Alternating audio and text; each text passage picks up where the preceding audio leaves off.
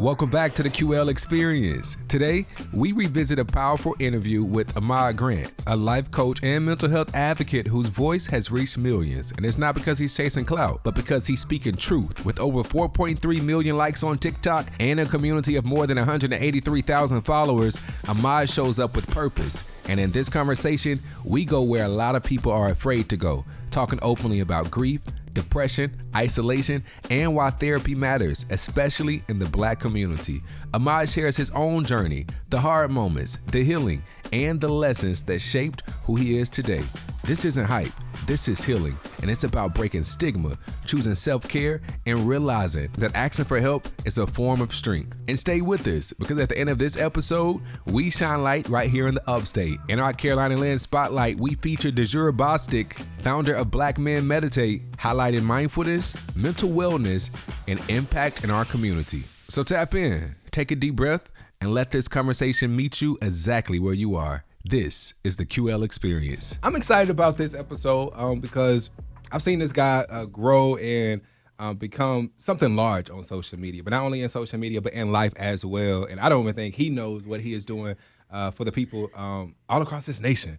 He is a life coach. He is a purpose pusher. I call him a motivator. He goes by the name of Ahmad Grant, and now Ahmad is in Greenville. What is going on, man? Man, just staying on this journey, man. I am so happy to be here with you, all right? Because the things you're doing and impacting this world, man, I just wanted to be here and make sure I support. Well, you know, when I started this podcast, I was thinking about, like, who would I bring on the show, right? And, like, literally, we started everybody's inboxing, QL, can I come on the show? Can I come on the show? And I already had, like, a list of people that I knew I wanted to be on the show, but then I see your social media, and I see how you are changing the lives of so many people in this community, and especially, like, the mental health community. Like, people need light in a time of darkness. Oh, yeah. And you are indeed that, man. Yeah, and I mean, the thing about it, I never wanted to be this person. Really? Life forced me to be this person. Yeah. I had no other choice. So that's what I want to talk about, though, like your life as a whole, because I think people see you on social media. Yeah. Like, they see your TikToks. Yeah. They see your Instagram reels. They see your YouTube. But, like, where is Ahmad from? Like, where do those roots come from? Man, so I'm originally from Georgetown, South Carolina, Low Country. You can hear it in my voice, you know? Yeah. I called you the other day. I was like, man, like, are you from America? you was like, nah, man, it's just the Low Country. It's just the Low Country. Cool. Well, my Geechee people watching, man, supporting, man. Yeah, definitely from the Low Country. Man, it all started there, man. The roots, man. I mean, it's powerful down there in Georgetown, South Carolina. Yeah. And so, like, what was it about, like, what moment in your life, though, that made you, like, say, like, you know what, like, I need to take what I've been going through and change it into light and inspire the next generation? Like, how did this whole TikTok journey start? Man, the TikTok journey started me just making funny content. I for sure thought I was supposed to be a comedian. I don't care what nobody say. I was supposed to be a comedian back then. But then, man, I went through a lot of life changes, man. I always tell people that it's 3 stages that you go through in life before you really hit that next level. Yeah. And I always say it's mind, body, and your spirit. Once those 3 align, man, watch how God just move in your life, man. I promise you. So like mind, body, and spirit. Yeah. Right? But, like, talk about, like, those moments, though, in your life that made you, like, come to that realization. Yeah. All right, so first off, it was my mind, all right? I started with the mental health journey. So in 2016, my sister died at 25, and it shook me, man. Like, literally, it shook me because I watched her take her last breath. And not just a small sigh, but no, she took a... And she inhaled and never exhaled. Yeah. And so her leaving, like, a part of me left with her too, because I never thought that could happen to somebody like me. And when I say a part of me left, it's not the bad. It was the learning to connect with people, learning to appreciate people while they're here. Had you ever lost someone that close to you? No, man, never. Yeah. It was just like, dude, she was 25, you know? But literally watch her take her last breath and watch her be in her casket. And I never knew how to bounce back because I lost myself at that time. So I went through a depression. Literally, one day of sadness turned into 1 week. 1 week turned into a whole month. A month turned into a couple months. Yeah. And I never understood it because in the Black community, we never talked about mental health. Absolutely. You know? Yeah. And I just thought I was sad, but man, every night I would go into a dark room and I would literally drink myself to sleep. Yeah. Now I call my depression a bougie depression because my choice of alcoholic beverage was champagne. But at the same time, man, a couple months, going past, man, I would always look myself in the mirror and not know who I was. Like, if anybody understands, if you look yourself in the mirror, you like, all right, bro, I know how I look. But when I saw myself, I did not know who I was. Was it the physical side though, or was it like the inside of you? Man, physically and spiritually. Yeah. I wasn't there. So I went through a season of depression. Oh, yeah. Let me tell you something. Like, I was going through my phone. I didn't realize, like, my entire year, 2023, I was in a dark place. Mm-hmm. And I feel like I wasn't set free from that until maybe like those last few weeks of December. But it was just so hard. Like, and depression is weird because some days you'll be down bad. Oh yeah. And then some days you good. Like, you good and like you skating, and then like the next day it's like, wait, I thought I was just good. Yeah. But it was an entire season of just being in a low space. But I will say something that helped me out was connecting with people who was going through the same things that I went through, but not only that, but that has went through the same things that I went through. But also, like, they showed me light, right? And I also realized too, sharing is what helped me get through what I was going through. Like, you have to share your story, and I feel like for so long, especially when I was in college, I suppressed all of my feelings. Never wanted to talk about it. You asked me if I'm good. Yeah, QL good. It's QL for the QL show. There you go. Why wouldn't I be good? Yeah. You know. But in the inside, I was hurting, man. So I can relate to you. You know what I mean? Whenever you say that. Yeah, no, of course. And so my quick question to you is, do you feel like you needed to go through that isolation season or that depression season to focus? You know, it's crazy. I didn't even tell you I was isolated, but I was isolated. And let me tell you something. It's crazy you even say that because there was times where I was looking at my friends weird. I was looking at my career weird. I was looking at my family weird. I was trying to figure it all out. And I realized, I was like, God, like, why am I in this isolation period? I didn't understand why I was in that period, and maybe it was for this time right now that we're living through with this podcast, but the isolation was a real thing. Yeah, and the thing about it is I wrote a book called Isolation, the ebook, right? And literally, some people get it confused. People think that loneliness is when, you're by yourself, you don't got nobody. But isolation is when God is trying to make you into somebody. And sometimes the isolation needs to isolate the things that don't need to be in your life. And sometimes you need to isolate the things that you need to focus on in life. Because God got that light inside of you. But I guess my question, though, was in that period of isolation, like, you go through life with people, especially when you have like 10 years on it. And so in your mind, you thinking like, oh, I'm going to go through life with these people. I'm going to experience life with these people. I'm talking about real, true friends. And then when it doesn't happen, it's like, is this reality? And that's the thing, though. Everybody can't go with you to the next level in life. Everybody has a reason, and then some people have a season. Those people are seasonal. And I always say, when you're going through your spiritual journey in this life, you're going to lose a lot of people. But the people that you lose were only meant to get the unhealed version of you. That's truly what it is. They got the unhealed version of you, and it's okay. They played their part. But now you get to focus everything back into you, and that's why you're winning. So do you feel like sometimes we are in cycles of depression or of unhappiness because we're in the way of ourselves? Yeah, you can. I think about that, like, even during that process, like, I feel like I was in the way. Like, I didn't want to move out the way because I was so used to what life was, if that makes sense. You know what I mean? But it wasn't until I literally dedicated myself to moving literally out the way and allowing God to work in my life. And literally, when I tell you, man, like, things just started to happen. And I even knew, like, in December, I said, my first couple of months isn't going to be that so good of the new year. But I know after that, like, it's going to be amazing. Yeah. And, bro, I get into February, and God is just, like, showing out. I said, I just said the first 3 months it wasn't going to be, you know what I mean? Yeah. But like, I understand the isolation now. Yeah. So talk about, like, a time where you had to be isolated, though, from people. Man, my isolation came in two different realms, I guess I would say, in two different times. Number one, when I went on my deployment.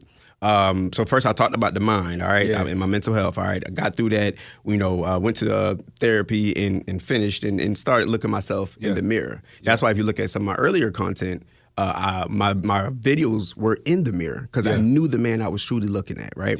Moving to the isolation, I was deployed, and I had to sit in a hotel room. That was my barracks. And what branch, real quick? Army. I don't really talk about them like that. Yeah. Like, them my boys, don't love the military. But yeah, so boom. Literally, like I said, dealt with my mind, my body. I started going to the doctor, and at that time, I was like 20. At that time, I was a little bit younger. Yeah. And man, I was almost a diabetic. Really? Slim, skinny, almost a diabetic. Scared the living crap out of me. Yeah. Like, dude, like it was bad. Like in your 20s, though? 20s. That's why you have to take care of yourself. The whole portion. Almost a diabetic. Do you feel like stress added to that too, though? Stress, my eating habits, all of that, man. I wasn't taking care of me, right?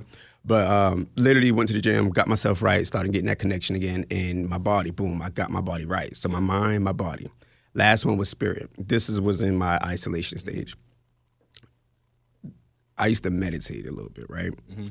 And in my meditation, I was walking in the desert. It was nothing but desert mountains, and I'm walking down this black tar road. Yeah. Now I'm walking, but I'm watching myself walking. All right. And if people know, if you look yourself in the mirror right now, you walk away, you probably gonna forget. Yeah. But for you to be walking in the desert while meditating and watching yourself, that's an out-of-body experience on its own. Yeah. All right. Literally got to this white line, and it was 2 trophy cases. Literally, in my meditation, 2 trophy cases in glass. The one on the left was my heart. The one on the right was my happiness. And in the middle, the voice said, now pick. So 3 days I had the same out-of-body experience, wondering like, what is this? Yeah. And on the 4th day, I said, you know what? I'm a pick. And what did you choose? I chose the voice in the middle. I chose God. And from that moment on out, God said, all right, now that you chose me, I'm with you at all times. Yeah. He said, from here on out, I want you to use your voice because I'm speaking through you. Literally. Yeah. And I'm going to finish this up. He said, I'm speaking through you.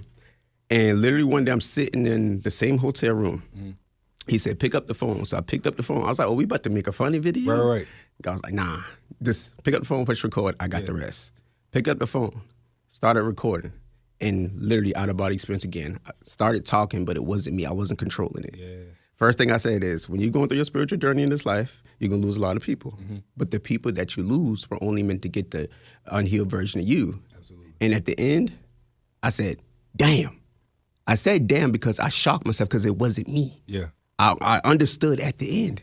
And that's when that journey started happening. And that's when I knew, all right, I got to use my voice now. Yeah. And that's it. But even though God came to you and spoke to you in that moment, in that hotel room, do you feel like sometimes defeat tries to come up on you though, right? Yeah, of course. But defeat ain't nothing. Listen, defeat ain't nothing but the devil, right? I will say. Because if the devil can't destroy you, he will try to distract you. Yeah. That's why you got to remain focused. Yeah. But think about it. You've come this far in this life already. You ain't stopped yet. But if you stop, man, it's like you ain't got no choice. I can't stop. You know what I mean? You ain't got no choice. You got to keep going. Yeah. So especially like you. So all right, like when you said that defeat, is it more of like that mind of negative thoughts, or what you think?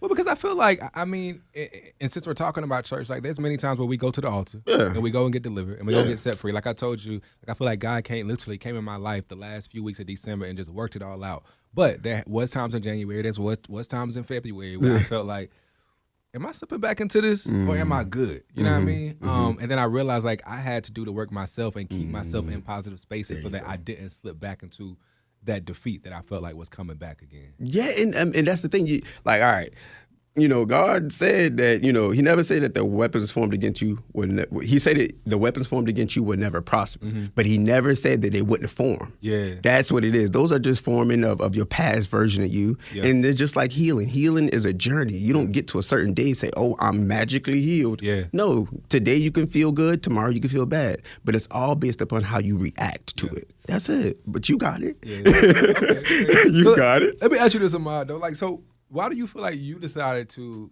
go on social media, right? And now you have this whole hub, this whole community of people that literally lives, breathes, eat the Ahmad Grant content. Like I mean, I see some people that literally post your videos every single day on their IG story. Not only is it an inspiration to them, but it's an inspiration to other people as well, though. So, like, what kickstarted that? Like, why did you say, like I know that you were in that moment, you were in that hotel, God said pick up your phone, but you never picked the phone down. Yeah. So, I mean, because I always loved social media, right? Yeah. I just never loved what people are using it for, right? It's so much negativity in this world. Yeah. I was like, man, if I could help one person a day, that's all that matters to me. Yeah. And that's my goal every day. If I can help one person just stop from hurting themselves, if I can help one person from stop being the version of them who they used to be, if I can help one person see the true version of them in themselves, I'm going to keep on going. That makes me happy. Honestly, I'm going to be 100. I do not care about the likes. I don't care about the follow. I don't care about none of it. I care about helping other people. Yeah. That's my purpose. That's my passion. If I could make one person just change, You done your job. I'm done my job. That's it. So I guess that's what prompted you into becoming a certified life coach. Yeah. Now, I didn't even know you was a life coach. Like, I thought you was just doing your thing on social media, but you a life coach too. Yeah, man. I'm an empath, so I feel other people's energy. Yeah. I feel what they've been through, and it's like a healthy little test I put people through. So define the future version of you that you want to become in 3 words. Whew. I don't know if I can find 3 words, but maybe 2. Successful. Okay. I want to be a millionaire. Okay. Ooh, Millions. Millions. And let's see, one more. Light, man. I want to continue to be a light to others. Okay. Yeah. All right. See, anytime you get confused on your journey, anytime you feel like you're stopping or you don't know what to do next, remember those 3 words that you want to become. Light, for emotion. And millionaire. Yeah. And anything or anybody that doesn't resemble those 3 words that you've mentioned, they don't need to be in your life because they stop you from getting to who you want to become. Yeah. That's how you start aligning yourself with what to do next. Who needs to be here? Who should I let go? Yeah. That's how you start putting those things out there, speaking into existence, and watch your life change. Because I'm going to tell you right now, you're a magnet. See, I'm about to start. Ahmad. Don't start. Go ahead. Don't start, Ahmad. I'm telling you. No, because listen, you're a magnet. Yeah. The reason why you're a magnet is because anytime you speak something to existence, the world starts gratifying and start magnifying to what you're about to do and accomplish. Yeah. That's why you never lose. Even though trials come, you always pass them. The thing about it, you've been tested many times, and I can feel it. I don't even know exactly what you've been through, but I can feel it. Reason being because you have defeated it. All right. And even though now when you see back in the day, I can tell that when tests came your way, God gave you the answer before. Yeah. But then us being human beings, we wanted to come up with our own answers. Yeah. And we kept failing. And the reason why we kept seeing the same test over and over again is because we wanted to do it our way. But see, now you feel me? But see, now you know that you lean not on your own understanding. Everything you do, give it to God because He will direct your path. Now look at the path you on. But let me tell you something, bro. Like, what has truly helped me is faith. Come on. Me and producer Sam, we talk about this all the time. Like, faith, like, literally, bro, there's sometimes I will walk inside of rooms, walk inside of meetings, not even knowing how it's going to end. But I have this feeling that God is just going to come through. I feel like because I'm His child, like, I'm His son, He just favors me at all times. You know what I mean? Like, no matter the good or the bad, even on those bad days, bro, I still just have a certain level of light, a certain level of just faith where I know, like, I may not have it right now, but God go come through, though. Oh, every time. Yeah. And the thing about it, your name's in rooms that you ain't stepped your foot in yet. Yeah. That's why you always winning. You're always going to win. You're always going to be able to hit next levels because He already got you there already. Now He's telling you, go get it. What do you say to, like, that young person, even that adult who maybe going through a career right now and they have hit just a really hard glass ceiling. They just trying to figure out, like, what do I do next? Do I stay here? Do I keep going? Do I go and try to, fulfill the dreams that I have personally? Like, what type of advice would you give someone that is just confused, like, in just life and don't know where to go? Number one, I'm always tell you to talk to God first because I know how He's guided me. All right. Number two, sometimes when you don't know what to do, remember your past experience. Now you know what not to do. Start from there. Start with all right, I know I ain't going back there in the past no more and messing with them people. I ain't going back in them same environments that they ain't did me right in the past. You know what not to do. Now from here on out, you just got to start whatever you want to start. I think sometimes people overthink, right? And they try to say, like, a lot of people are multi-talented and they don't know what to do next. Honestly, just start. Especially creatives, though. Like, creatives stay in the space of, like, what do I do next? Like, I've done this. Or it's like, or like even the question that I get asked, like, what is next, QL? Honestly, I don't know what's about to be next. I'm waiting on God to tell me what's next. Yeah. like you tell me what's next because I don't know yet. I'm just walking it out. Yeah, and that's the thing though. Every day, just keep going, keep building that same repetition. Like it's really in your habits. Yeah. Whatever you want to accomplish, like you will, and that's why I always try to tell people like you're out of this world. Sam's out of this world because of the simple fact that you're different, and when you walk around, people see it in you. Yeah. People be like, "Dang, that's something about you." And and sometimes people see things in you that you don't even see in yourself. That's what I'm saying. But that's why you just got to keep going, believe in yourself, work on yourself every day, and understand truly that anything that you put in your hands is gonna turn to gold. Especially for somebody like you. Yeah. Anything you speak will speak life into other people. It will water them. Yeah. It'll help them at any time.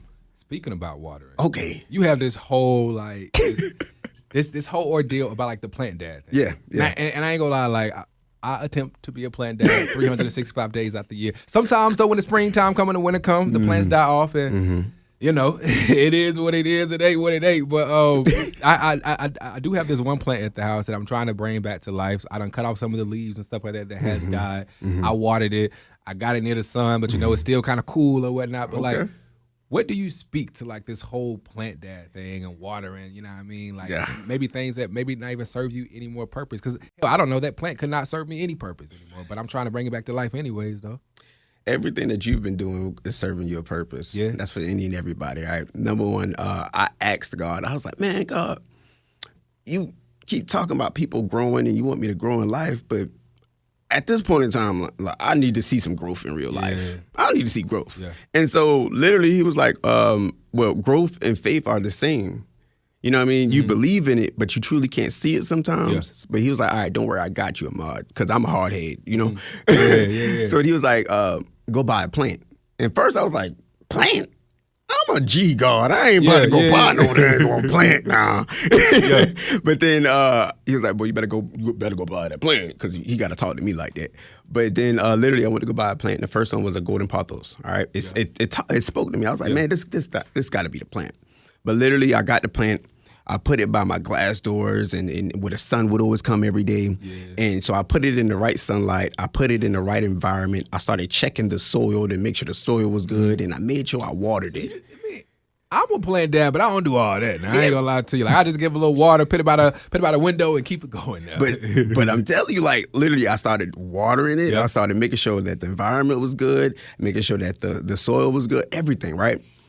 But literally, a week I did it, 2 weeks, a month went by, and by the second month, I was like, "Dog, God, these plants growing." Yeah. And he was like, "See, you missed your blessing."